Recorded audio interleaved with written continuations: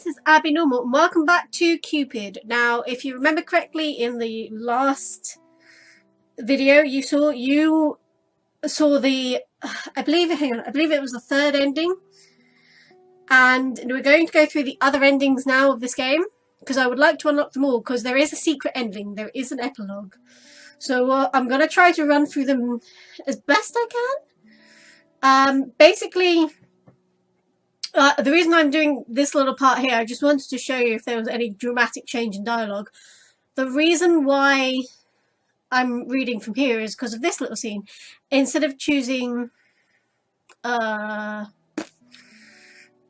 justice, we're choosing retribution, I think. I hope. Okay. Yeah. Rosa nodded, accepting her mother's teachings. Promise me, darling, when the time comes and you meet a demon like your father,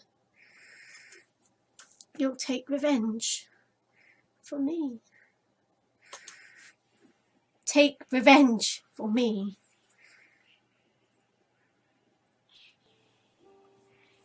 Oh, this is new. 9th December 1506. I am inside the royal court now rather than serving it. The abundance is staggering. I have never seen such riches since Constantinople. I can handle myself better now. I have been catching up with the times. I have been reading books, conversing, attending social events. It is time to acquaint myself with the new era and quit wallowing in depression and guilt. Frankly, it doesn't suit my new haircut. I remember this one. So, does it all change? Oh, it does. Oh, 16th September 1508. I have invited the shy Lady Isabella to walk with me tonight. She seemed to wilt at my touch, almost flinches when I come near her. Oh, I know she wants me, but how she resists makes me want to play with her even more. Jesus Christ. 1515. Okay, so that was 7 years? Yeah. I'm fleeing the country to escape from jail. I guess some of my dirty books didn't sit well with the church and the authorities. It gave me great pleasure to watch them flail and brandish me a harlot, all the while wondering what my thigh would taste like. I finally found out what they are. They are my playthings. I can poke them and do things to them, and they still love me. I can be the most fiendish little devil or a saint. I guess I shall dance. I guess I shall play around a bit with a new name. Dance the same old song. 21. I was careless before. I bit off more than I can chew. Perhaps I was too infatuated with the rump of royalty and the trappings of power. I should remember the primary goal is to survive. Oh, this is a very different Marquis. What did I say, Marquis? Gilly. Oh, but really, where is the fun in that? I can be daring sometimes. I just have to be smarter. I have the advantage of time on my hands. I have come to understand my real purpose in life, and that is to enjoy. Why, what else? I have... Okay, so some time has skipped. I don't want to live anymore. My days are nothing but emptiness. I've told myself before that there is nothing else to survive, but is that the truth? Is this all there is? If so, then Alex, please let me follow you into the darkness where death dines on souls. Please forgive me. Forgive me. Why must human lives be so fragile? It was an accident.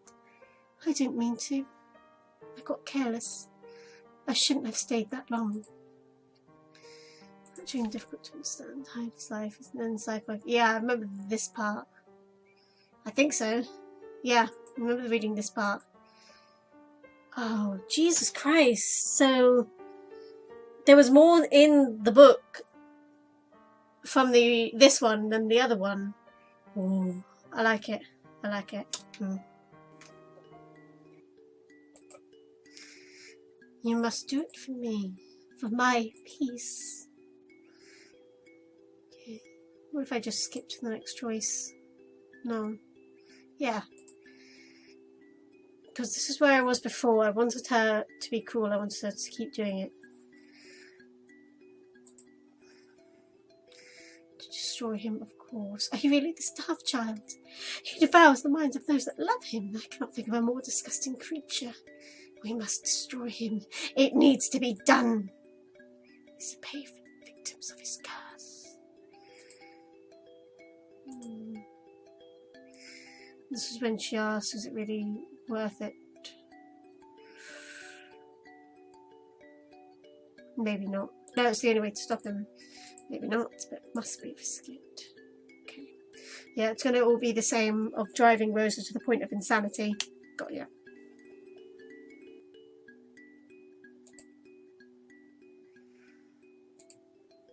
No, this is different.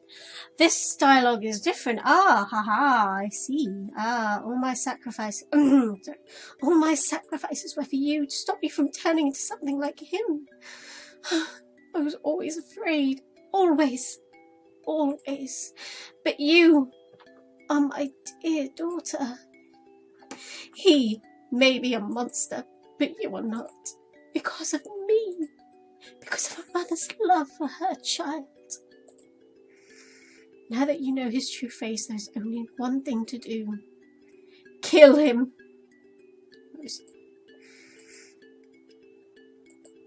Ah, yes, it is different.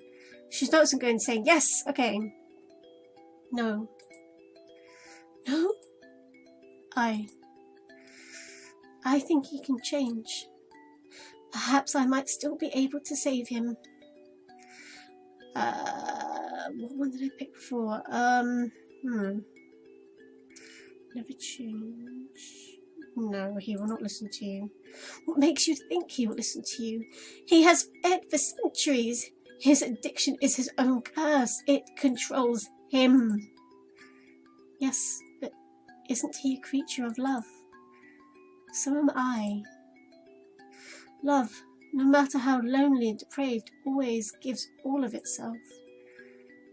Only I can understand. Oh, only I can save him. That is why I want to try.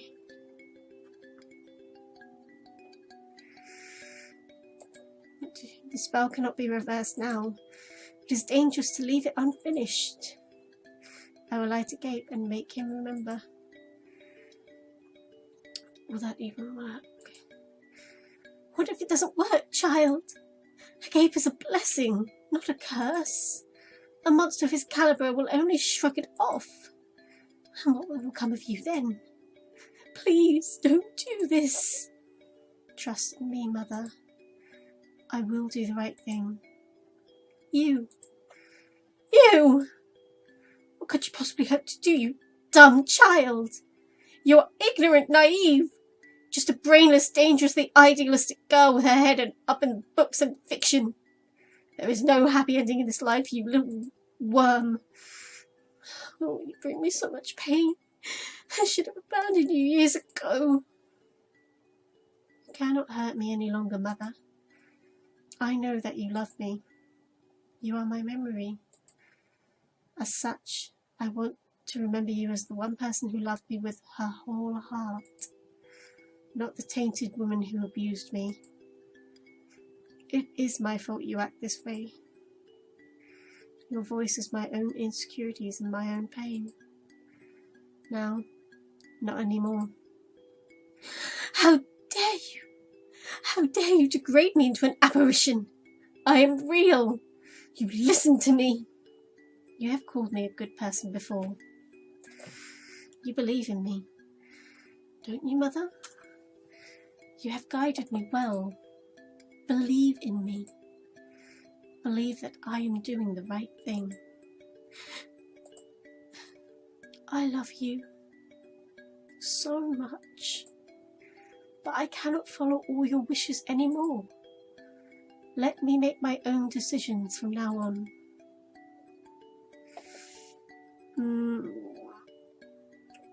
I suppose you just got to let it go. My darling, I know you are strong now, but please, are you not going to avenge me? Wouldn't you do that for me? Revenge. Is it really what you want? Will that give you the peace you seek? Yes, of course. I want him to suffer as much as I have suffered. All those years of torment. my pain during my last moments. I want him to pay. I do not think that is what you really want. What?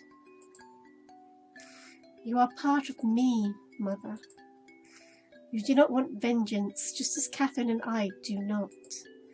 You simply crave punishment. You crave atonement. How dare you say that? Is it not true? Darling, what will become of me now, without my role to guide you? Can you really make it on your own?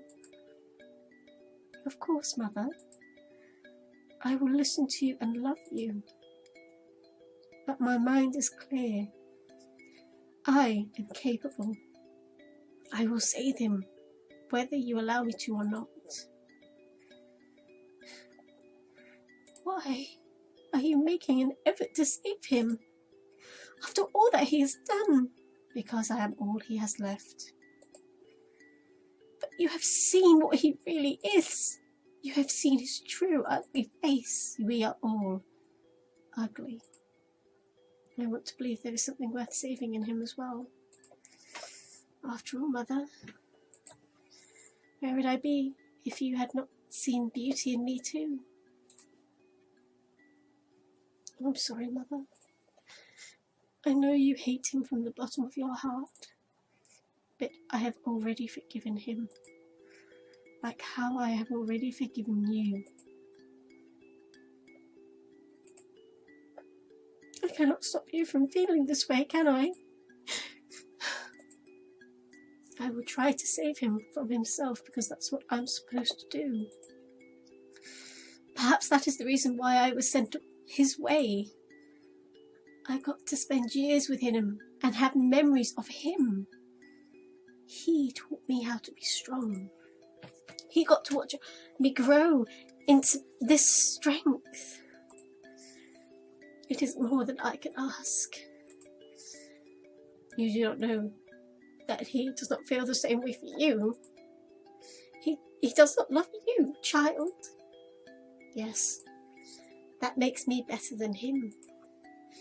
Because I love him without asking for anything in return. Oh, a concept that has never crossed his mind. Oh, so weird. Just know that he is powerful and full of pride. He will not take kindly to being bound by magic. We can only hope, Mother. Oh, yeah. I looked up earlier yesterday and I remember someone saying to me that it's best to save here. Can't remember if it's for something. Could be, I don't know. Yes. Shit, I may have overdone it. I may have done something bad. Oh, I hope not. Please take care of yourself. I am always here in your memories, my dear. Whatever happens, please take care of yourself. Thank you, Mother. My beautiful daughter. Oh, what was it? I think, okay, try that. Oh. It doesn't come up. I love you, Rosa. I love you. That was really good. What in me is dark. No light, but rather darkness visible. But that is not me. Oh, wait, we were here before. Yeah.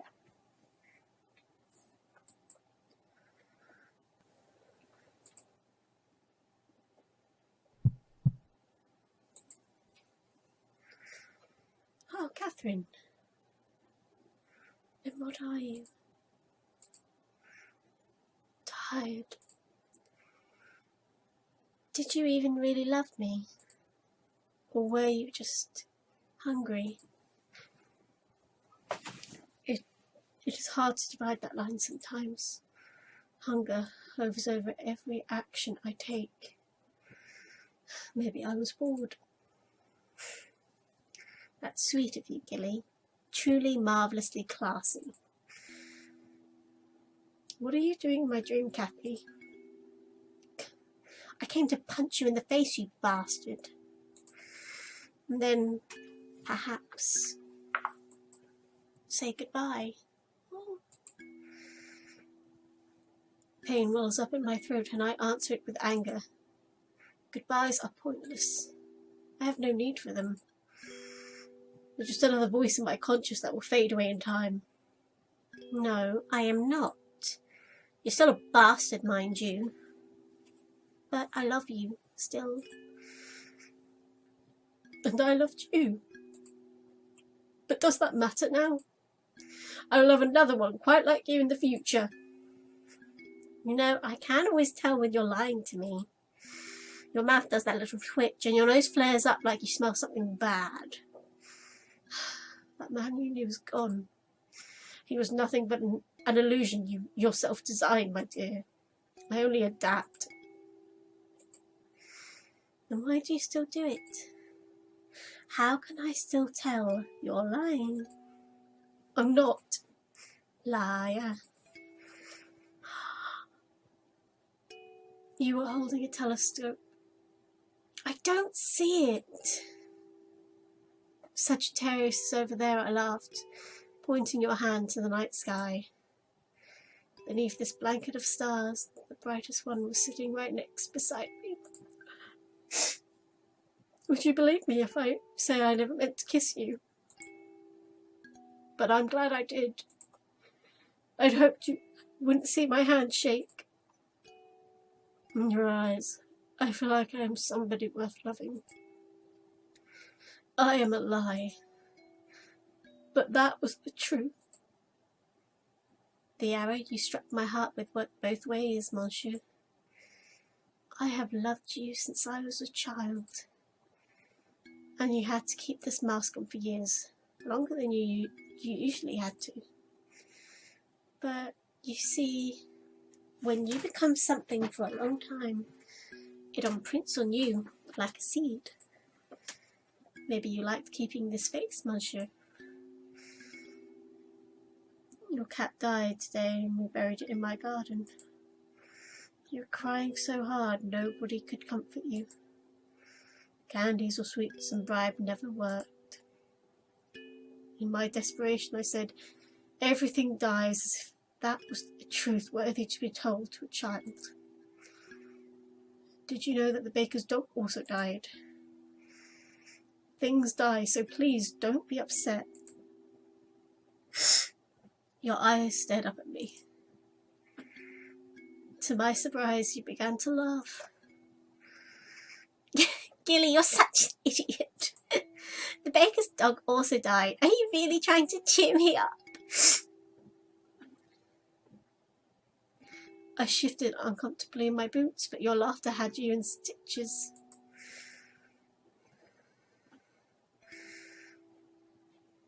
You took away my love, but you can't take away my memories.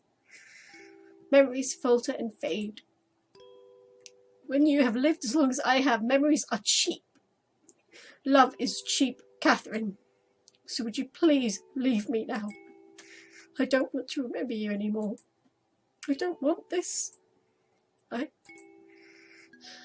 Once upon a time, there was a man who lost his heart, so he eats others. I never lost it. I have always been cursed with it. Then take mine. Yours. Take my love with you until the end of time. You will never go hungry again. That's not true. You hated me at the very end like everyone else. Well, you ruined my life, so of course I hated you. You lied to me. You used me. But love and hate can be so similar. It's as simple as flipping a coin. But don't give me apathy, Gilly. I want my memory to burn as bright as a star in your mind.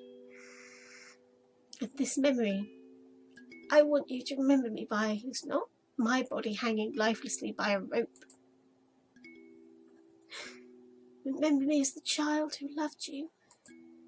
My dear Gilly, I love you. I forgive you. An unfamiliar bitterness washes over my tongue. It threatens to sting my eyes with tears, clenching my throat with pain. Curiously, it is a sensation almost foreign in its rarity. Love. Is it possible? Can I love a memory? Can I survive for only your love to give me sustenance? I take a step towards you. Something stirred in my dreamscape and suddenly you're not there anymore.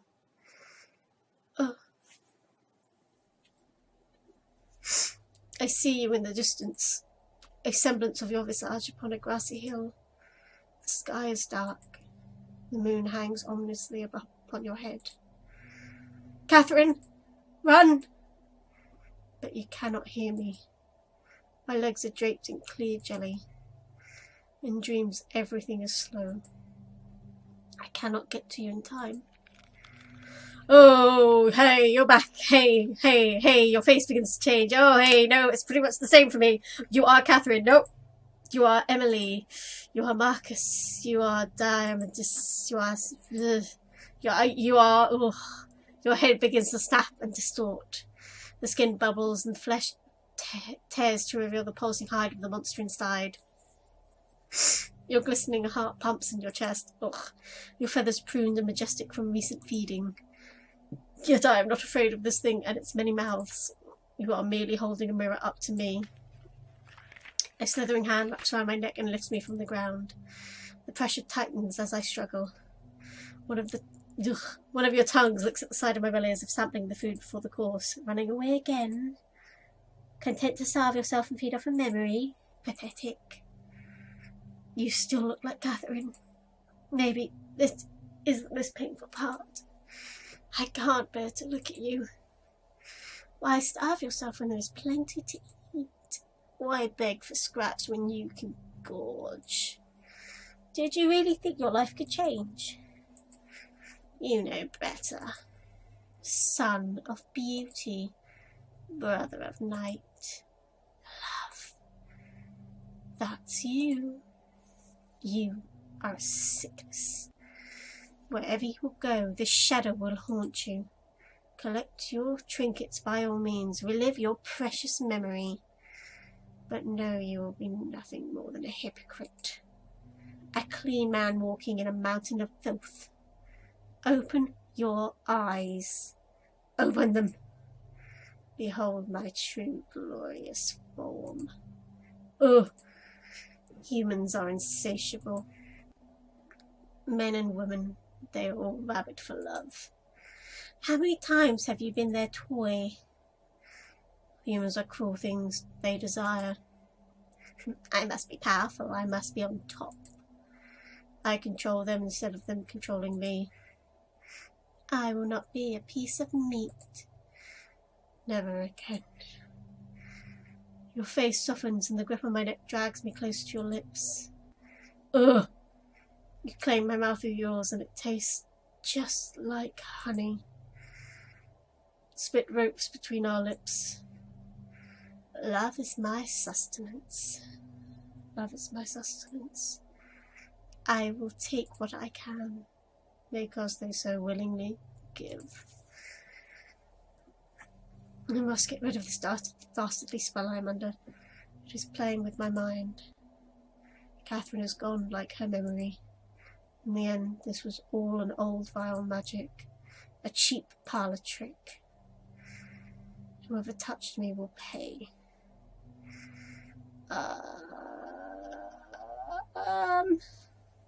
This is awkward. Gilly woke up with the dream still fading from his memory. He was not in his room, but in Catherine's. What? How did he get here? Did he sleepwalk? This did not surprise him. Whoever cast the spell did not do so on a whim. A pure white candle flickered on the table and the flame looked as though it was ready to go out. I couldn't save you. I tried. Oh. Rosa stepped out of the shadows. You! Gilly's anger subsided just a little.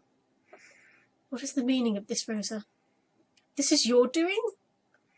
She looked at him with sadness. I was too weak to save you, Gilly. Save me from what? From what you are. Gilly's face crumpled into confused anger. I do not take kindly to people who dabble with my brain, Rosa, especially when they have such an audacity to do when I am most vulnerable. Do you expect me to ask your forgiveness for what I have done, sire? Because I won't. I will stand by what I did. I will do it again if I can. But such a spell requires more preparation.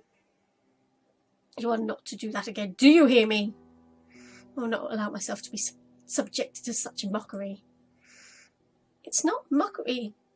I am trying to save you. I do not know what you're talking about. If you persist in this foolish behaviour, then I will be forced to take action. Go ahead. But I will simply try again. Stop it. Gilly grabbed her shoulders in irritation and shook her. They stared at each other in heavy silence, and Gilly somewhat regretted his forcefulness. Rosa had grown stronger through the years, but she was still fragile, wasn't she? Maybe to him. Why was that? But Rosa's eyes did not flinch or look away, even at his outburst. There was no fear or fragility in her eye at all. She held her gaze steady until it was Gilly who looked away. Why? Why are you doing this? I understand that you loved Catherine. I know you want her memory to live on, but no. No, it's not because of that. Catherine's memory is already present inside of me. I already have her. But you don't. I wanted to give her to you, so you don't have to resort to feeding. Gilly recoiled from her like her skin was scalding to the touch. You! How did you? Rosa just stared at him, her eye clear and resolute. I know what you are because we are the same. We are creatures that emanate desire and feed on love. I have lived with this curse knowing only a semblance of what I am. Mother guided me. She protected me. She taught me how to control it even in her twisted way. I was lucky, Gilly. I wasn't alone. But you were. Rosa's eye bloomed with sadness. I can only imagine how hard that must have been. Gilly staggered back in shock. So there was another like him. A desperate hope clutched onto him like talons. Was that why he had taken to her so without wanting to feed on her? Rosa wiped tears from her face. That's why I'm doing this, Gilly. I wanted to give you Catherine's memory, like how Mother's memory keeps me sustained. Love doesn't have to be taken like this. There are other ways. Gilly frowned indignantly. Don't you think I have tried that? You're still very young, I can tell. I have already endured centuries of this curse. I know all the tricks to survive. From strangers to villagers, I know how much I can take. I am meticulous. Then why must you insist on this method? With no reason to stand for ceremony, Gilly's face changed easily. Rosa's jaw clenched. I don't like it. She was talking to a stranger now. Nope, don't like it. His face lost the virtue that once belonged to a blameless man. It was replaced by a curious, cheeky grin, a perpetual look of childlike mischief. He was different, yet somehow Rosa felt like she had known him for a lifetime. He had always been there, hadn't he? Or rather, it had always been him. Why? Because it's fun. And the taste is worlds better. The experience of drawing out love is unlike any human feeling. It is transcendent. It is the only moment I feel alive. The only moment I feel like a god. Once you've had a taste of it, nothing else compares. You must try it. I bet you can only afford to be self-righteous because you don't know any better. You're wrong. I did it to Catherine. I tasted her love, but I was able to stop myself in time. I knew it would destroy her. So that was you. It makes sense that Catherine's love for me waned. That never happened before. Desire can be controlled, Gilly. I do not wish to control it. Why should I? Admit it. You've longed for that taste since your tongue dipped in its pot. Rosa did not speak. She shifted nervously on her feet because Gilly's a bastard. Gilly went on. We are given this curse to endure, Rosa. Why must we scatter in the corner and humble ourselves? To whom do we abdicate ourselves to? To normal people? They are beneath us. For all their achievements and talents, love's the one thing that can drive them mad. Don't you see? Their weakness is the one thing we feed on. It is the natural order.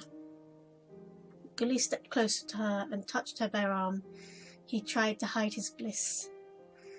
I told you before, if you need power, then be powerful. I will teach you how to wield it. You still have much to learn.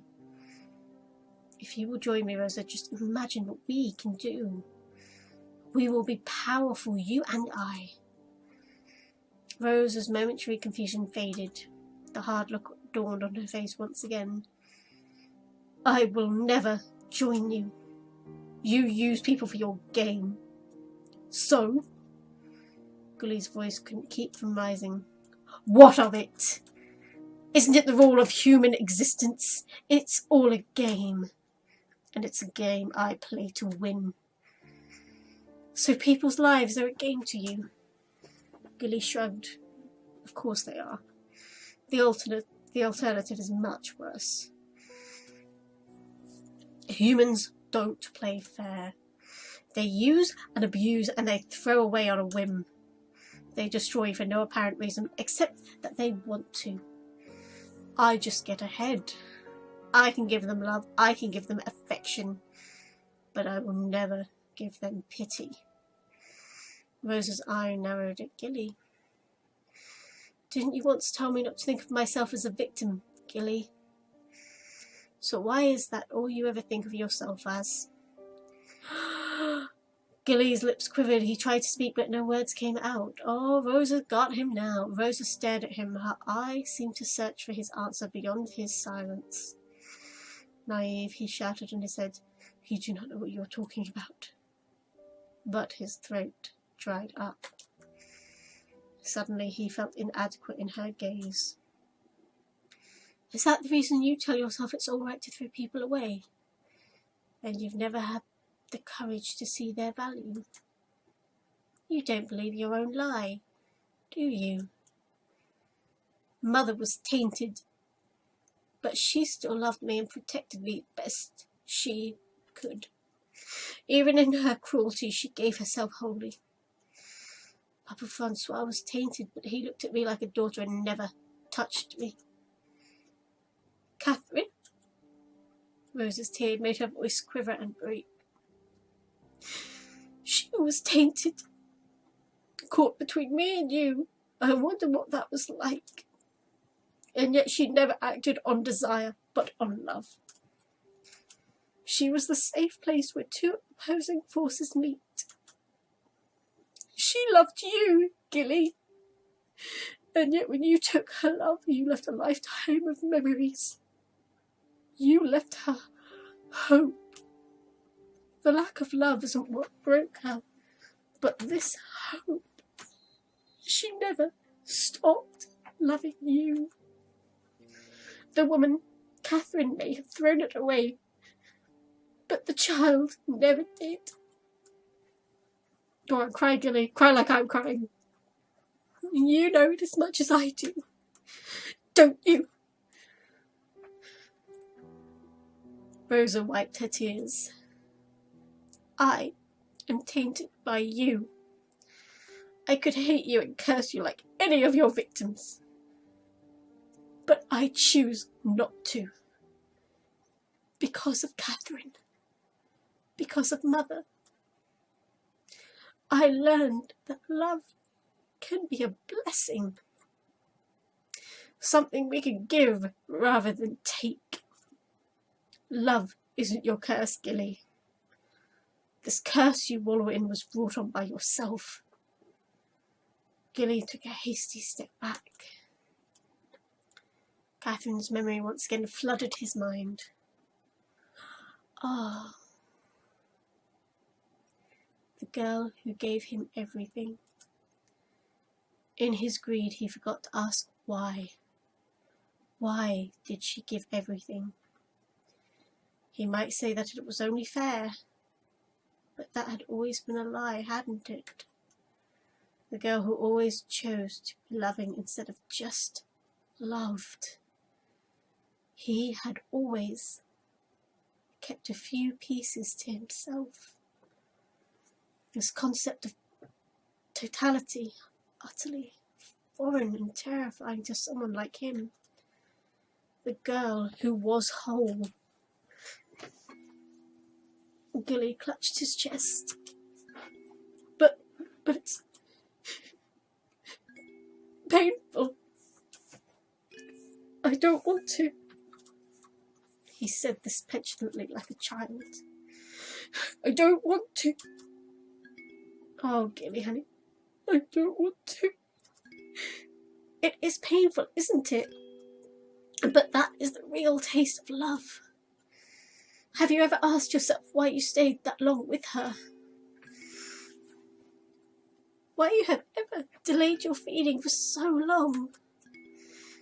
Why you cared for her until she died, even when you had no use for her anymore? Maybe you started to love her beyond your needs, Gilly.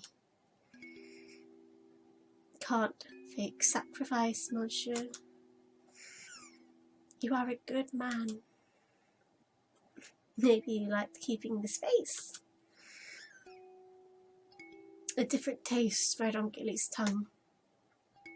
It was salty with just the hint of sweetness. Pure, like seawater. Gilly realized he tasted his own sadness, but it faded quickly from his numb mouth.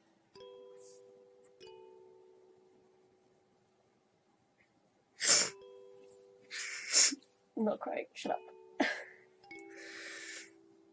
He was so accustomed to pleasure that he had scrambled to get her face back.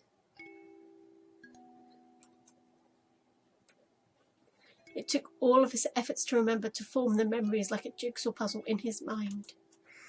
The stars, ribbons, the smell of burnt sugar, magpies. You'd marry me when I grow up, wouldn't you? Her hair, the wind, a touch of her fingers on his cheek. Every memory squeezed his heart, which he thought was long dead. It was the harder way.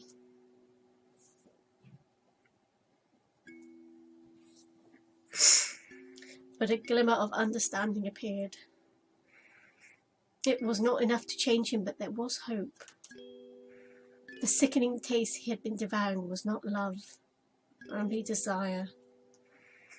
He had put it in his mouth over and over again, convincing himself it was all there was, perhaps to wash away the taste of what he really wanted.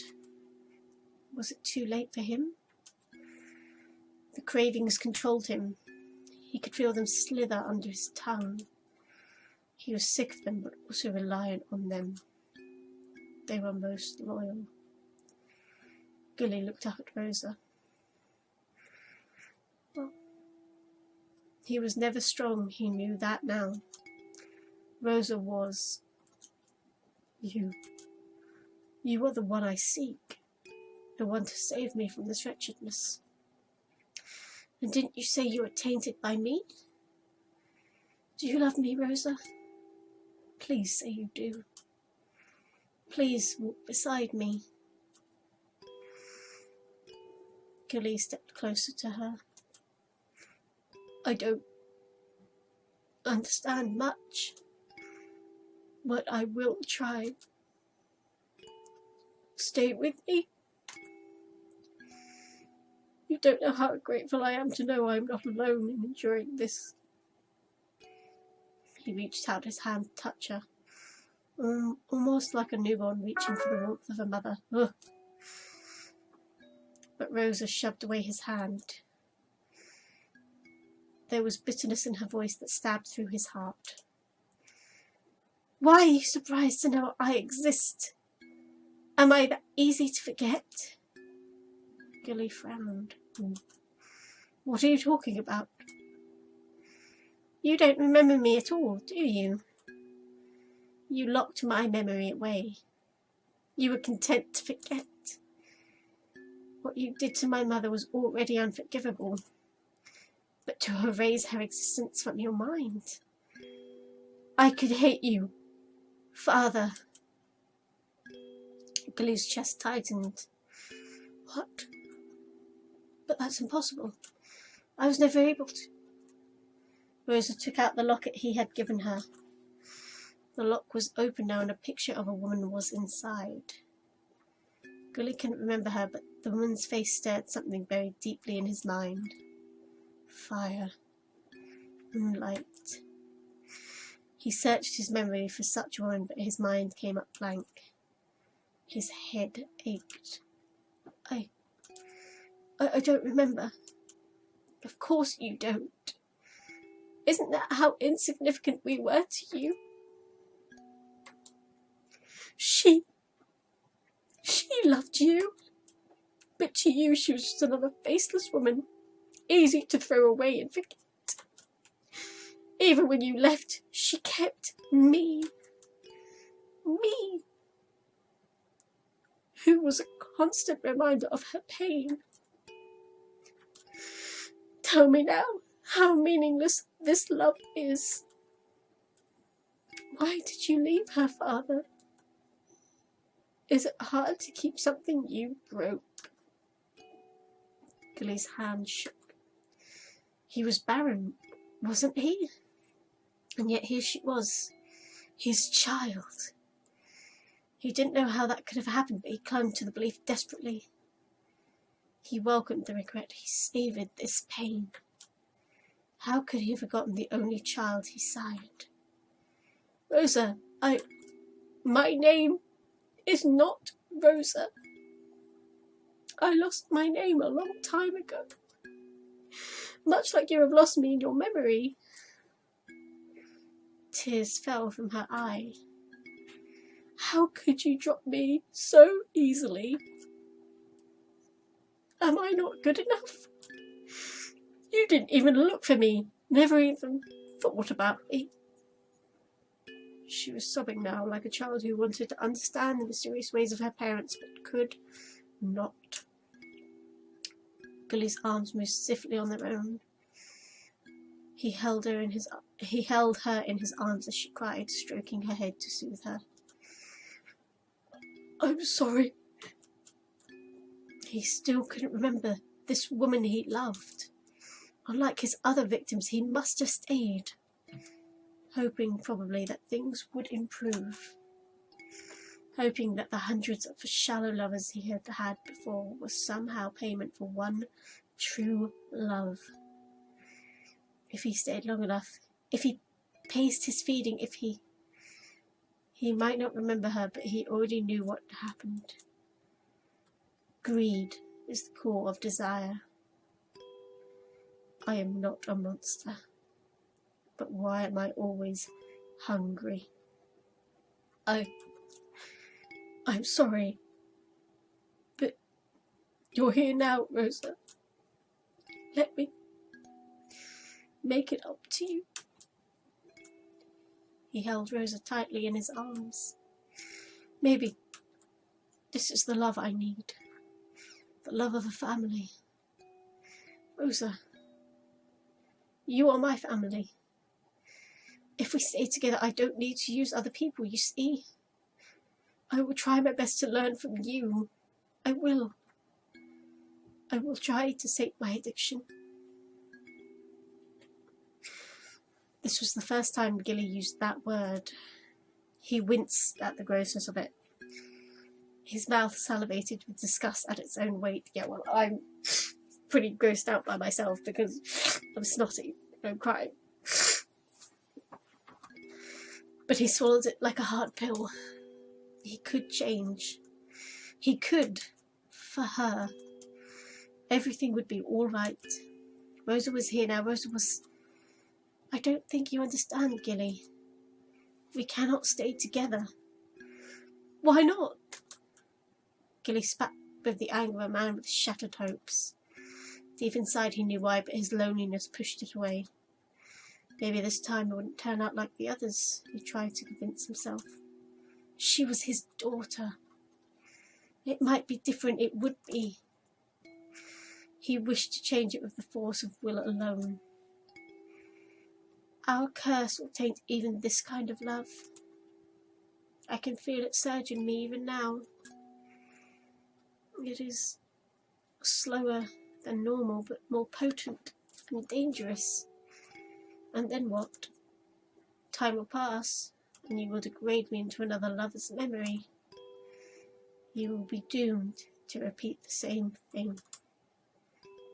You know this too, don't you?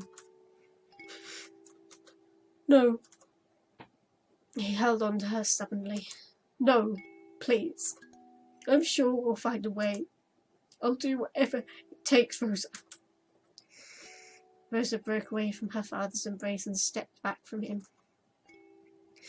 You can't make me stay like an object to satisfy you, Father. I am doing this for you. If you do not want Catherine's memory, then I will leave you mine. My dearest Father, I love you.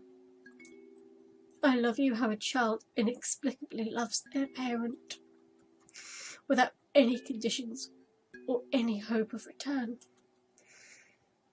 You were given the chance to raise me, and I was able to make memories of you I will treasure. I want you to be happy. I want you to be free. You don't know how much it hurts me to do this, but you cannot depend on me for change. You must do it on your own. Please, remember me like this. I hope you will change, knowing that it can be done. Rosa, please, please stay. I beg of you. Goodbye, Father. May we meet again in better times. I need a tissue.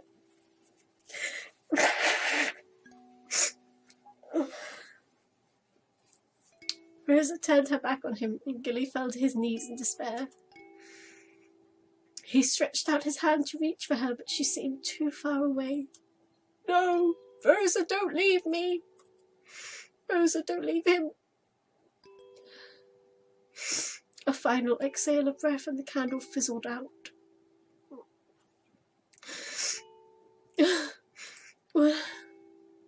The first few rays of dawn touched his face.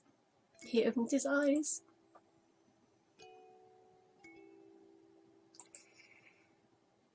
Oh, what?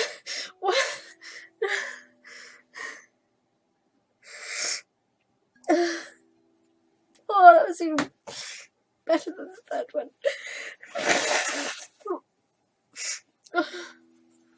I'm okay. I'm fine. Okay.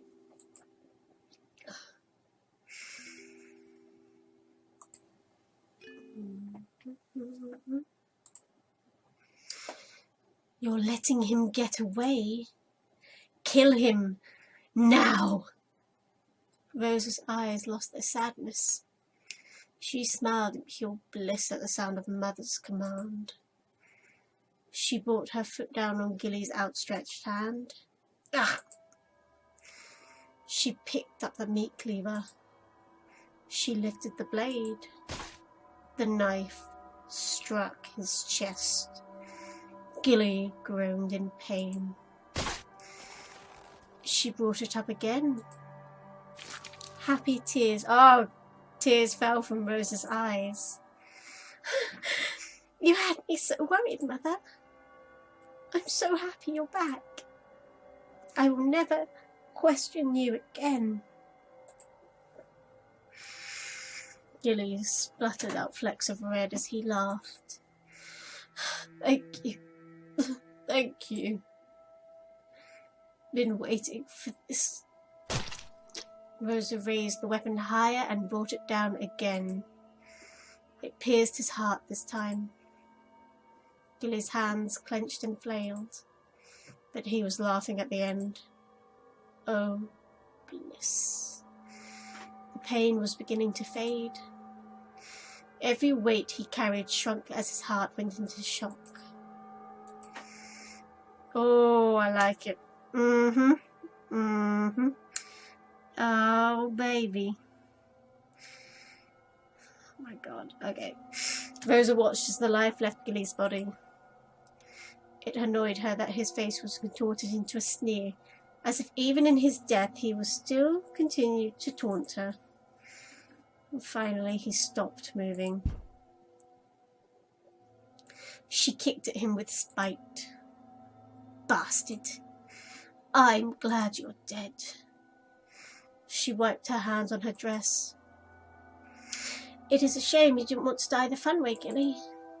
You could have lived a little longer. Rosa giggled. No matter. Anyone who disrespects Mother deserves to die painfully. Rosa gave a satisfied sigh. What shall I do now, Mother? Oh no. Oh no. Oh no. Oh no. Oh no, no, no, no, no. Mother? Don't do this to me again. Talk to me.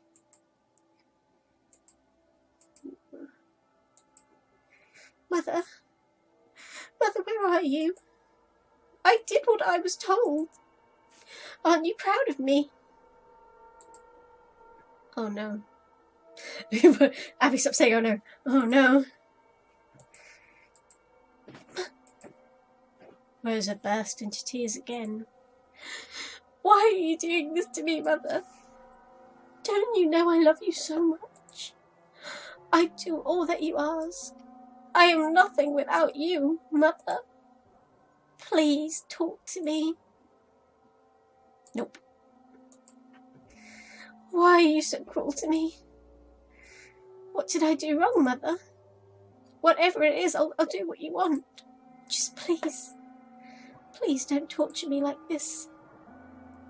I am afraid of being alone.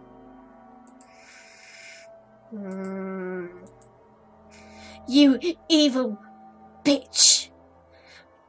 Now that you got what you wanted from me, you leave me? I hate you. Are you happy now? Are you satisfied? Rosa fell to the floor and sobbed. Come back! Nope. I don't want to be alone, Mother. Please come back. Rosa ran to Gilly's body in desperation. She dropped the knife. Gilly? Gilly? I'm sorry.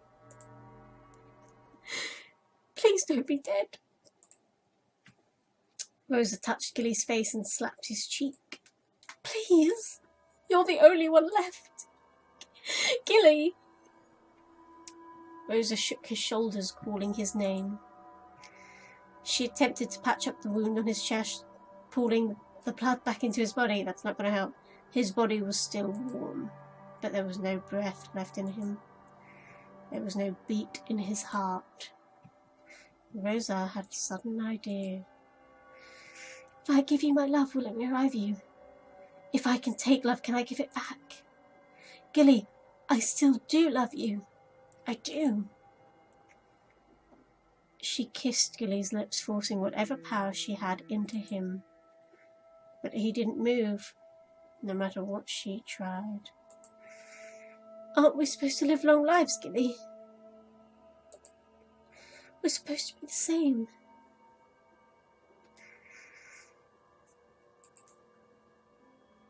Why, you're so fragile.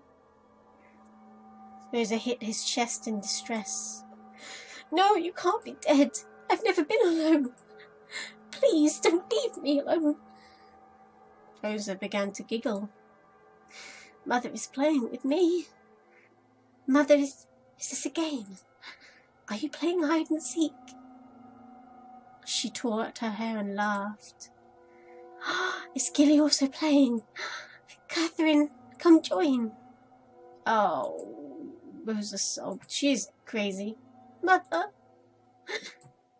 please. I don't want to be alone. Please. Please.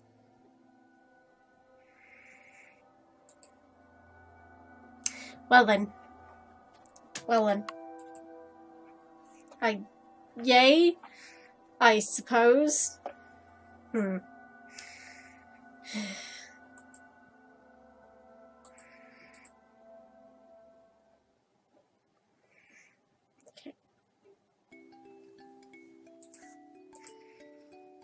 Ooh. Just know that he is powerful and full of pride.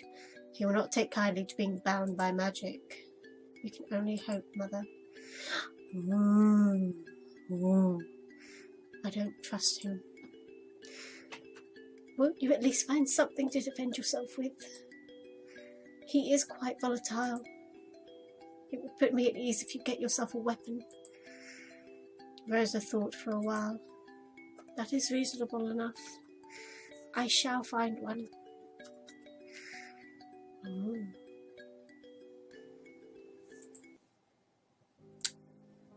Humans don't play fair, but I do.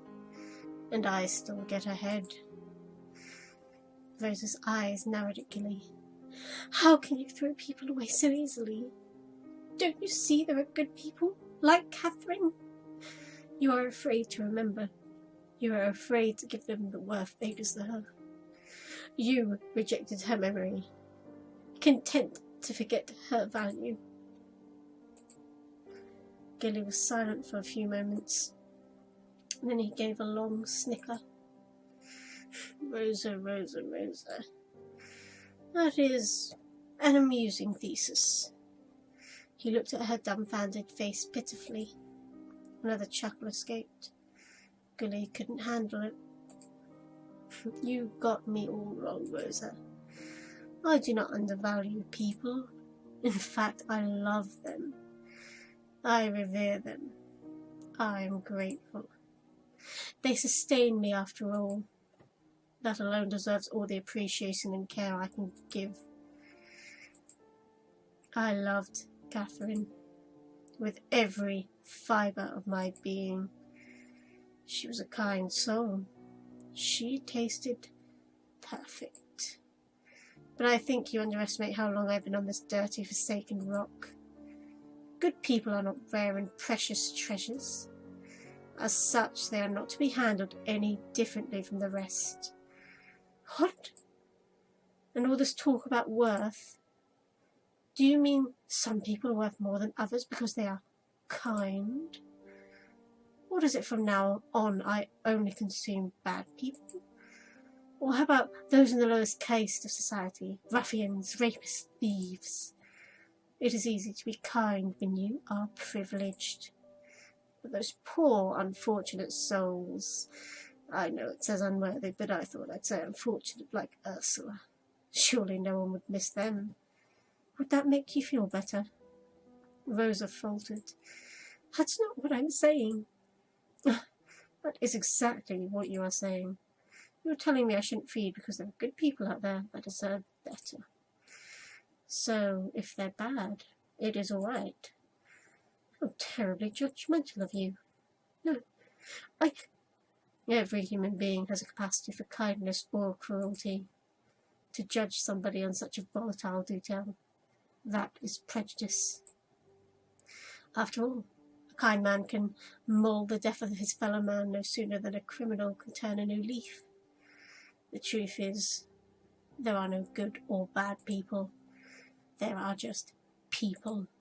And I'm not picky. Stop saying that. You don't really believe that, do you? You were hurt, like me. You want acceptance, like me. Shh, shut up, Tableau. I know deep inside, you want something more. More than a feeling or a craving. You've written as much in your diary. You sneaky little minx. Didn't I tell you you were not supposed to touch that? Stop it. Please, stop this, Gilly. I implore you. Her pleading face stirred something in Gilly, but the callousness in his heart had decades to harden. He snorted. What? What do you plan to do, little girl? Is this your plan?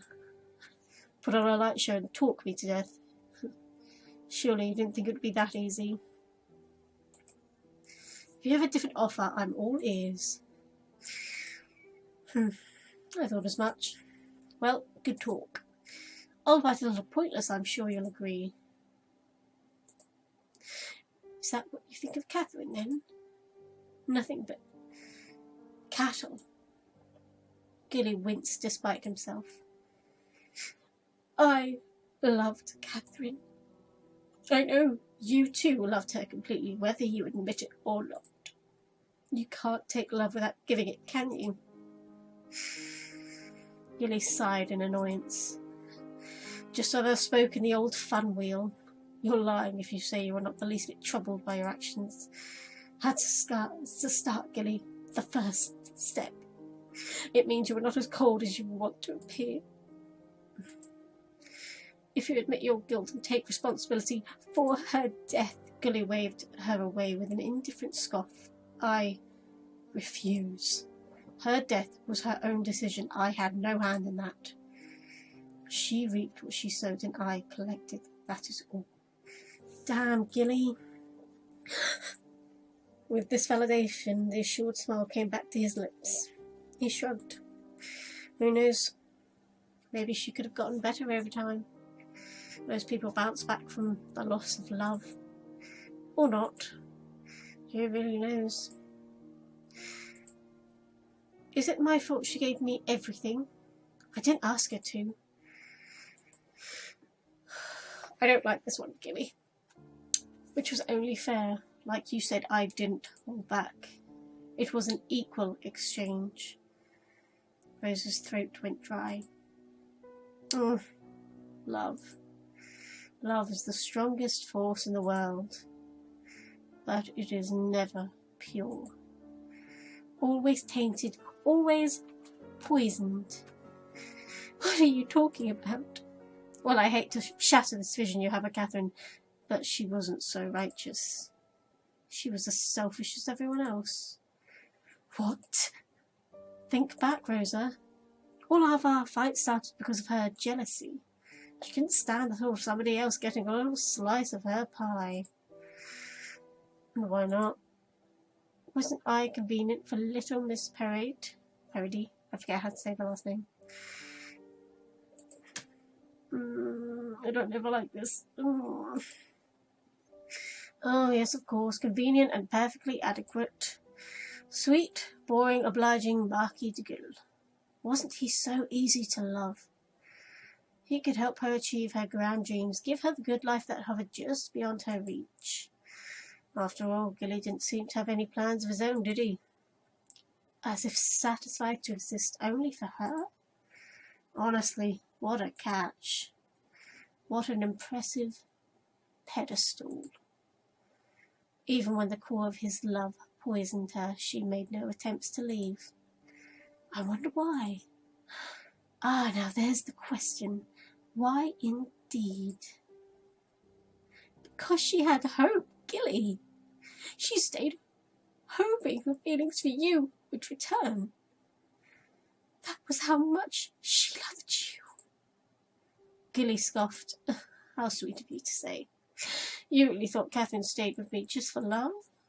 And not at all because she was scared or insecure? Comfortable? Gilly tapped his chin in mock contemplation. Or maybe she just wanted so badly to be a marquis's wife. Such a proud girl she was. Must she settle for anything less? That will show all the people who used to scorn and underestimate her. They who gossiped about her family behind her back. That will show them. Rosa took a shaky step back. Mother's words forced themselves into her head. They are all the same. They are all selfish. Rosa bit her lip. It is not true. I won't believe it. Catherine was a kind person. So what? Does it matter? Does being kind justify selfishness? Does being kind even save anyone? You are heartless. Maybe. It has been so long I can't tell. Always the lover's self is first, Rosa. I don't take it personally. Shut up. Don't you ever get tired of justifying your hunger? So Catherine wasn't perfect, yet you simply pass the blame. All just excuses. The truth is you just don't want to stop, do you? You're no god, no higher being. You're nothing but a common vampire. A monster. Gilly's face twitched. Feeding on the love of the people who love you. You must know how wrong that is. Gilly's fist shook visibly, but he kept his smile. His voice remained pleasant and calm. So you compare me to storybook monsters now, Rosa? How insulting. But yes, wouldn't it be easier if I dined on blood or flesh? Something tangible, perhaps. Something physical. Things would have been so much simpler. After all, if I drank blood, I wouldn't have to tangle with their lives. He turned to Rosa, his eyes burning, and she could feel the heat in his stare. I wouldn't have to be sane. Gilly's voice shook with anger. She flinched. I'm scared. You self-righteous minstrel. How dare you talk to me about guilt? How dare you call me a monster? You chastise me, singing songs of praise for the greater good. Have you ever tasted your own betrayal on the lips of the person you love? Do you know what it's like to strangle hope with your own hands? I look into their eyes and see them die from the inside out. Am I worth it? Am I worth all of their lives? Never. But I do it again and again, again and again, just for the right to exist. You read my journal and act like you know me. You know nothing. I wish I was a monster. Maybe then I wouldn't have to feel. The silence reigned between the two of them. Gilly's face went blank after his outburst, almost confused at the words that came out of his mouth. He forced his lips into a placated grin. Oh, fuck's sake, stop messaging me. Pardon me, I didn't mean to shout. He took a deep breath and refused to speak again. Rosa buried her face in her hands. He was right. She had come here with an overestimation of herself. Her ethics were the cries of a child. How could he listen to someone immersed only in her own tender ideals? If she wanted to help him, she had to know his pain. But what could she say? Her mind struggled with the words. They all sounded artificial in her head. All she could do was hold out her hand to reach him. Couldn't she? She could offer him hope, a little warmth away from the chunk of ice beating inside of him. She approached him tentatively. I'm sorry. I shouldn't have spoken such hateful words. But don't you see? You don't have to endure this pain anymore. I am offering you a different path, Gilly. Let me help you. He didn't speak nor move. Rosa held on the pain she saw in his eyes a moment ago. It was her only hope. But if there was a trace of it in his face, it had flitted away before it took substance. His abject face contorted into a grin. He chuckled. Then his laughter filled the room. Cold, bitter laughter that chilled his skin into a shiver. Rosa drew her hand away in fear.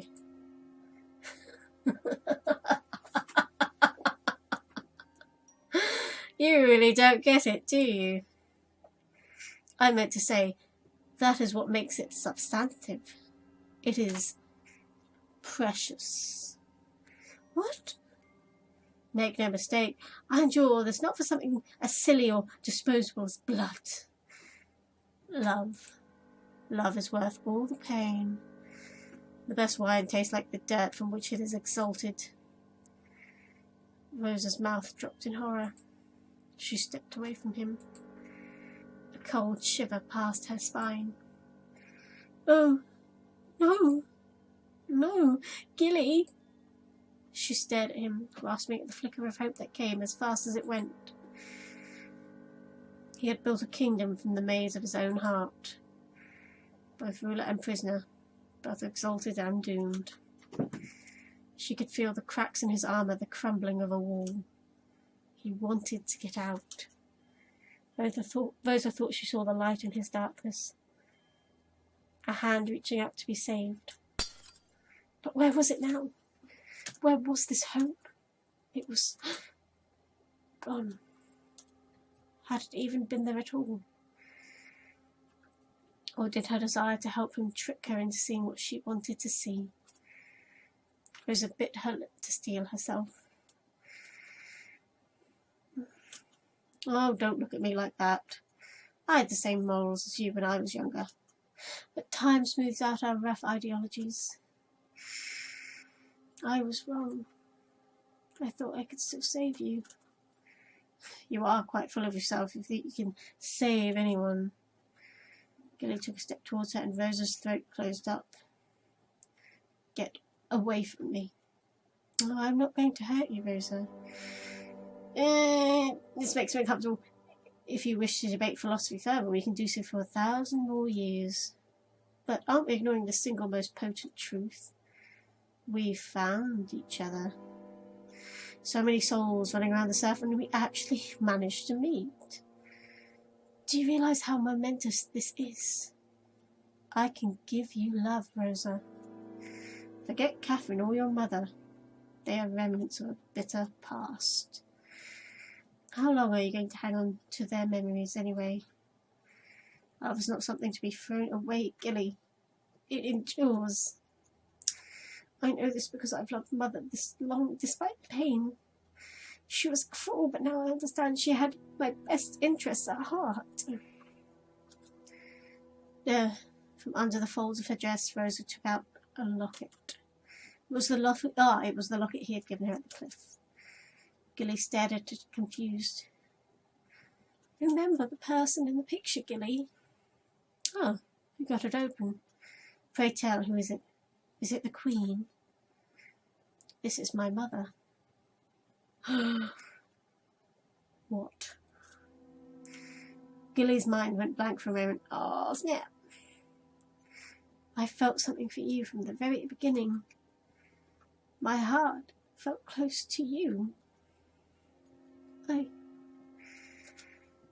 I want to believe that is because we are family. Don't you see? That's why I can't give up on your redemption so easily. I care for you more than you think, Gilly. Gilly furrowed his brow. Indeed, the woman in the picture said something in his memory. And yet, no matter how much he searched his memories, he could not remember. Was there Such woman that bore him a child in the past? A sudden hope dug its nails into his chest once again. He answered this hope with contempt, a force of habit. Pardon me, my memory is a bit rusty. What was her name again? Rosa parted her lips in disappointment. Is that all you're going to say? You were carrying my mother's picture all this time. You are my father, Gilly. That is probably why we are the same. Curiously, there was an urge to take back his haughty words, but Gilly forced it down. Oh, Gilly! This pain made him uncomfortable. Her tears were starting to hurt him. He laughed and shrugged and then promptly clenched his jaw. He didn't like how she made him aware of his own failings. A sudden irritation at Rosa overcame him, an itch to hurt her. No! Oh dear me, forgive my cynicism, darling. He scratched his chin to hide his distress. That portrait is quite blurry, and I am barren. Rosa staggered. How much of your mother do you really remember? I don't remember any being birthing me. I don't remember any being birthing me, do you? Must be the possibility that this mother you speak of was simply a stranger who took you in as her own, Rosa. Fueled by the thirst of our curse, she was deluded, possessive, and hysterical. I do not deny that I might be the root of her delusion. She must have searched for me and found you by accident instead. Gilly shrugged. An alternate theory, but that one makes more sense. What are you saying? Simple. Whoever created a pathetic thing such as me deemed it impossible to scatter my seed. It was just as well. There was a tinge of bitterness in his amused voice. After all, to wish this curse upon somebody else, my child nonetheless, that would make me a different kind of monster altogether. Rosa looked at the locket with shaking hands. She opened her mouth to say something, but promptly closed it. The fight had vanished from her eye. Tears fell as she closed the pendant in her fist. Gilly fidgeted uncomfortably. If you want to believe it so much, then I can be your father if you so wish. Why did he say that? Why did you say that? He admitted that he didn't expect the words to come out. He was only mulling it over in his mind, looking at her dejected face. It was a pity, wasn't it? A favour out of pity for this poor, lonely girl. Or was it? Penance. I don't mind. He did his best not to sound distressed. Perhaps a part of him wanted it to be true.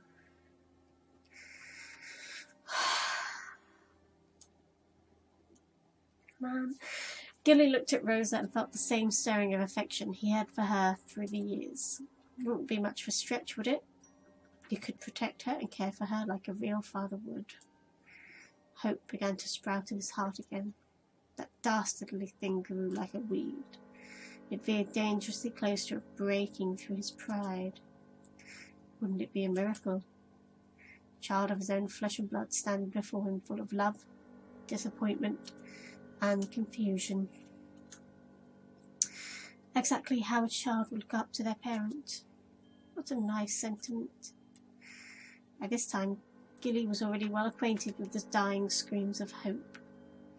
He knew which soft secret places to push in order to kill it. You don't deserve that. Of course, of course. Gilly laughed almost a bit too loudly, and Rosa winced. Don't look so troubled, my daughter. We're family, aren't we? Enough of such moody, sentimental topics. They bore me. Instead, why don't we start thinking about possibilities? Gilly, please. She was still bent on changing his mind, but Gilly could tell her resolve had all but fizzled out. Ah, again, you still haven't given up. I'll admit you have some spirit. It's admirable that you'd go to such lengths for me. I mean it when I say I am honoured. But you are so naive. Tragedy is everybody's friend, Rosa. If you stay with him too long, his smell will linger on your skin. I don't care much for tragedies myself. I am more interested in opportunities.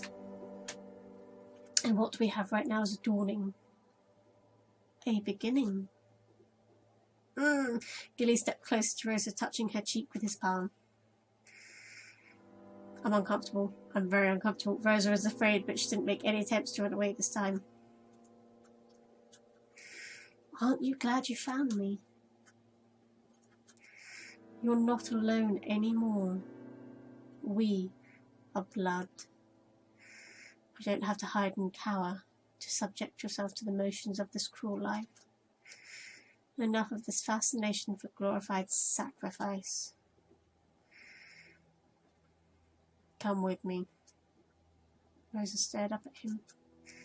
What? Come with me, Rosa. He repeated his words with a cheerful smile. Let us leave this place and go far away. Start over. Doesn't that sound grand?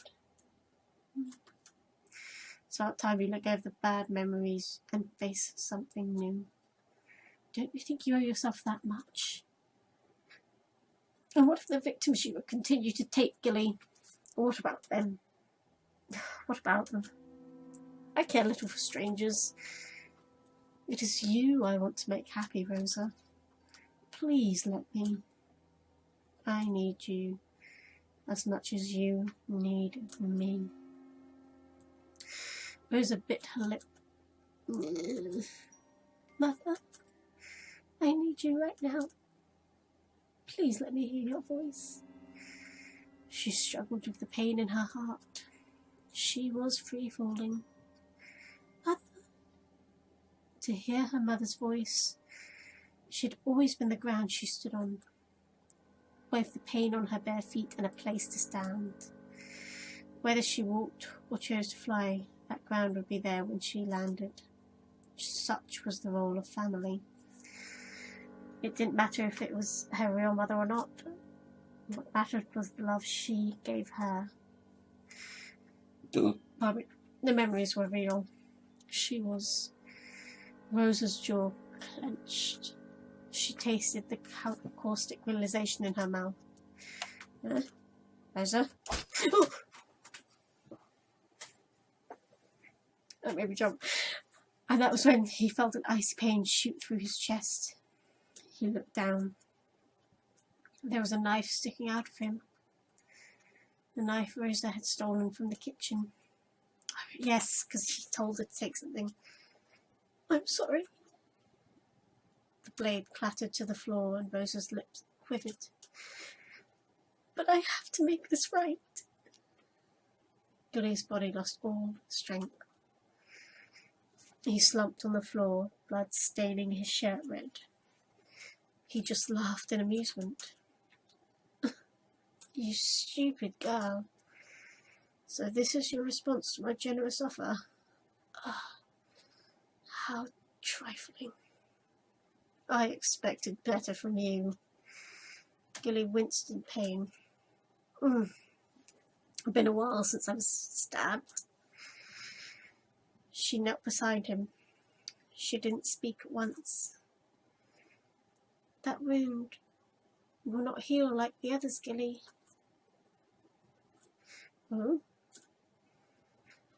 I must end it here. For Catherine, for Mother, for all your victims. For you. I have to do the right thing. She said this aloud, but she only half believed it. The right thing. Was there such a thing? Rosa revelled in this confusion. The least she could do was carry the burden of her choice for the rest of her life instead of forgetting. She had considered simply leaving him, unchanged and a prisoner of his own twisted ideals. She still could. If she reversed the spell now and allowed him to heal, then he would survive. Young, powerful and healthy, but unchanged and carrying the same shadow in his heart. She had tried, hadn't she? Whatever he did next should be none of her concern. There was a pinch in Rosa's chest. But to know that she doomed him to make the same mistakes forever, to stop caring about him and degrade him into nothing but a failure, it seemed crueler somehow. It would make her like him. Billy sat up wordlessly, his back pressed on the wall. This pain was different. The blood hadn't stopped leaking from his chest. He coughed and liquid flooded his lungs. It was getting harder to breathe. Part of him wanted to ask her how she had found a way to kill him. It seemed quite pointless now, a waste of precious breath. He sat there bleeding, willing himself to anger. He thought of threatening her, demanding her to do something. But he didn't. He was surprised to find something else in his heart. Gratitude, of all things, and a part of a knife. Rosa held Gilly's hand as the blood continued to pour out of his wound. Dimly, Gilly reflected that she really did have spirit, the courage to do what he could not. He used the last of his strength to lift up his hand and wipe away her tears. Don't cry. I'm fine with this. His hand lingered on her face for a while. He searched his heart for anger, for bitterness for this girl. But there was none. How curious it was to feel the steel in his heart and yet no hate for its wielder. How curious it was to know that this was all an act of love. Rosa, you are an anomaly. You confuse me. Maybe if he had listened, would he have... Maybe she was right. He could change. But it was too late for him, wasn't it? It had been too late for him decades ago. Long after he had degraded life, including his own, as pointless and petty. That was the only regret. I wish we had met sooner.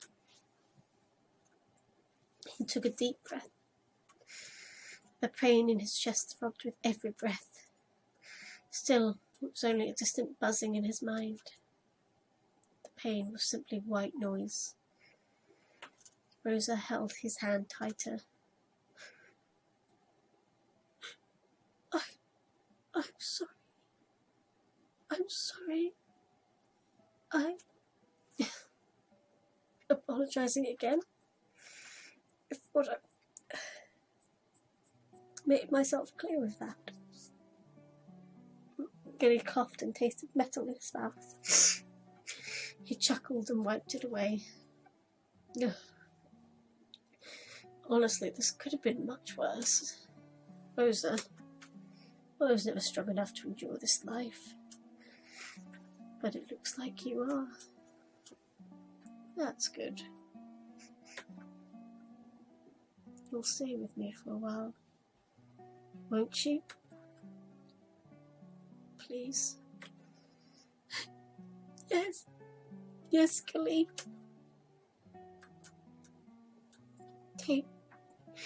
Take my journal with you. It might help. I would still wish for you to start anew. Board the ship, the papers. Take the money in my office. Use it to build a new life. Billy coughed out red flecks of blood. He swallowed and his throat felt like it was on fire. He had a lot more to say, a lot more to tell her. He tried to speak as clearly as he could. I'm getting emotional again. Oh man, this game. It's just like Hatful Boyfriend. Except with less pictures. He tried to speak as clearly as he could, despite the bulge climbing up his windpipe. Avoid small towns. They don't take to strangers kindly. You'll stick out like a sore thumb. Oh, it's like the walking devil over again.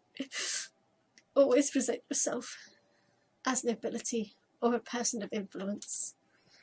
Give people another reason to think you're desirable. Otherwise they will fear and hate you, confused by their own urges. His breathing was getting erratic. Also, remember to... Shh. Please, please. Rest now. Rosa smiled sadly. You are still so generous. Oh God. Even if you are like this. Gilly smiled. Like what? He chuckled at the memory. Generosity is the only saving grace of the dying. Or a parent, I suspect. I'm happy I found you, Father. Likewise. The last few years I have spent with you, they were my happiest. Gilly stared at her, his vision clear now. He pushed a strand of hair away from her face and touched her cheek fondly. My daughter.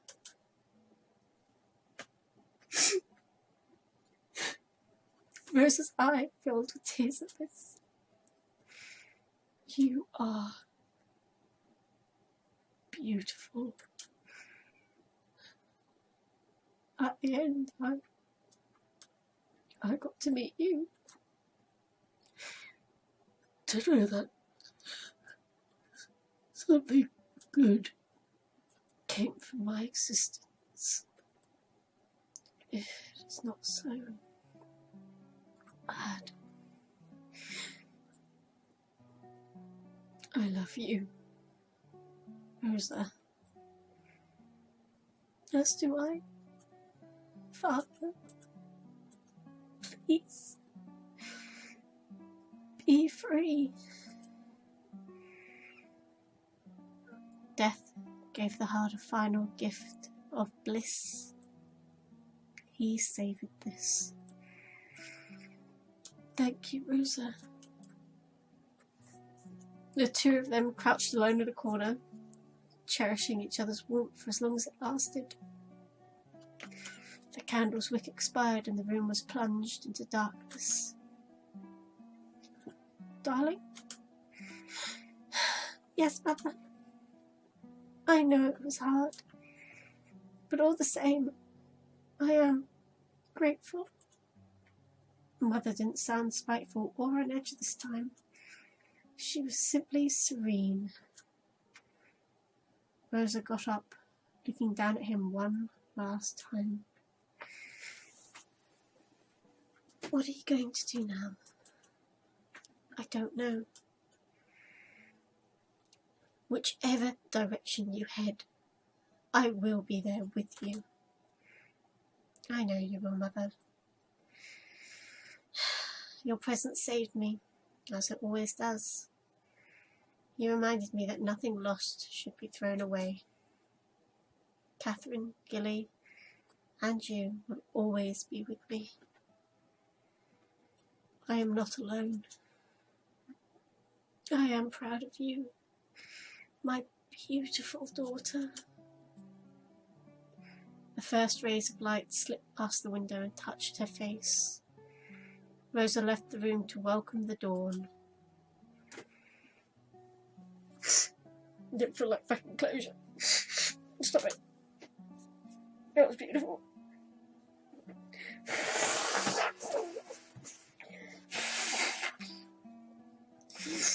I'm okay.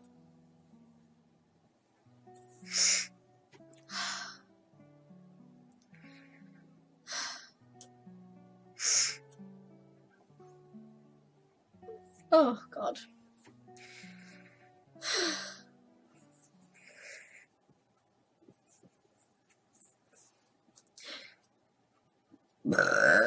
Oh, God, I'm so sorry. I had to belch. I broke the tension. Is that it? Is that it? Is that it? Is that it? Is there any more? There's nothing else. That's it. I think that's it.